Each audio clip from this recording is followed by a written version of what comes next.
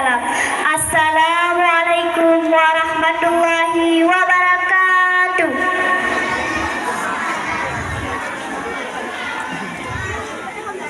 Hai kawan-kawan, perkenalkan nama saya Maira Akila. Saya akan menciptakan sebuah cerita rakyat Nusantara yang berjudul Legenda Batu Menangis. Penulis Novia Kurnia. Di sebuah bukit yang jauh dari desa di daerah Kalimantan, hiduplah seorang janda miskin dan seorang anak gadisnya yang bernama Darmi. Anak gadis janda itu sangat cantik jelita, namun sayang, ia mempunyai perilaku yang amat buruk.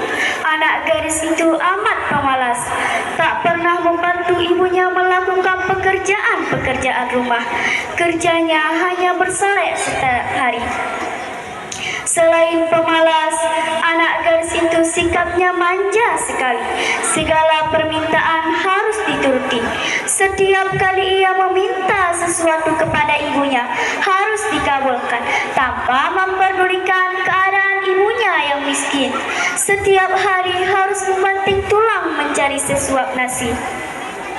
Pada suatu hari, anak gadis itu diajak ibunya turun ke desa untuk berbelanja. Letak pasar desa itu amat jauh, sehingga mereka harus berjalan kaki yang cukup melelahkan. Anak gadis itu berjalan melenggang dengan memakai pakaian yang bagus dan bersolek agar orang di jalan yang melihatnya nanti akan mengagumi kecantikannya.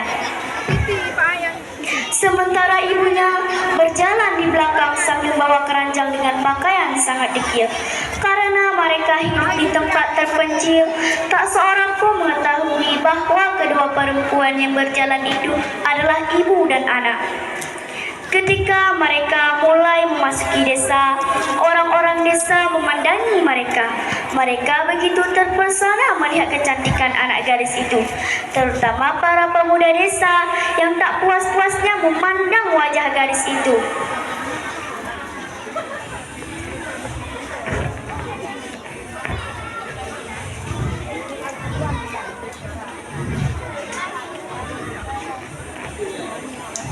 Namun, ketika melihat orang yang berjalan di belakang gadis itu, sungguh kontras keadaannya. Hal itu membuat orang bertanya-tanya. Di antara orang yang melihatnya itu, seorang pemuda mendekati dan bertanya kepada gadis itu. "Hai gadis cantik, apakah yang berjalan di belakangmu itu ibumu?" Namun apa jawaban anak gadis itu? "Bukan," katanya dengan angkuh. Ia adalah pembantuku." Kedua ibu dan anak itu kemudian meneruskan perjalanan. Tak seberapa jauh, mendekati lagi seorang pemuda dan bertanya kepada gadis itu.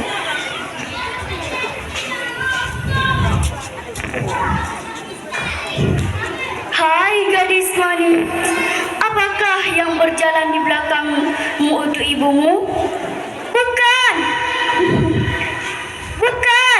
katanya dengan angkuh sambil mendongakkan kepalanya.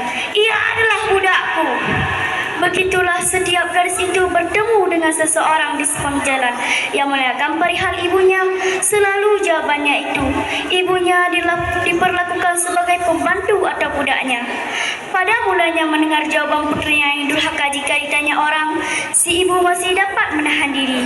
Namun, setelah berulang kali didengarnya sama dan yang amat menyakitkan hati, akhirnya si ibu yang malam itu tak dapat menahan diri. Si ibu berdoa,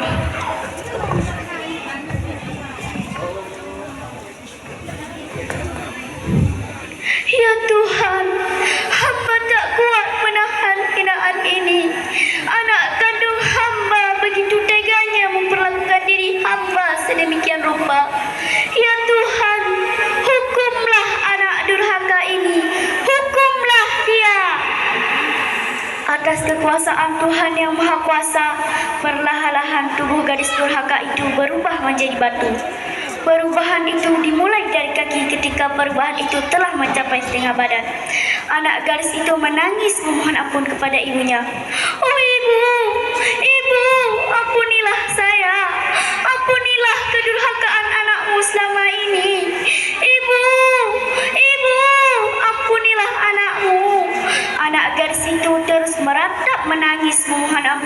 kepada ibunya. Akan tetapi semua terlambat. Seluruh tubuh gadis durhaka itu berubah menjadi batu. Sekalipun menjadi batu, orang dapat melihat bahwa matanya masih menitikkan air mata seperti sedang menangis. Oleh karena itu, batu yang berasal dari gadis yang mendapat kutukan ibunya disebut batu menangis. Demikianlah cerita terbentuk legenda ini yang oleh masyarakat setempat dipercaya bahwa kisah ini benar-benar pernah terjadi.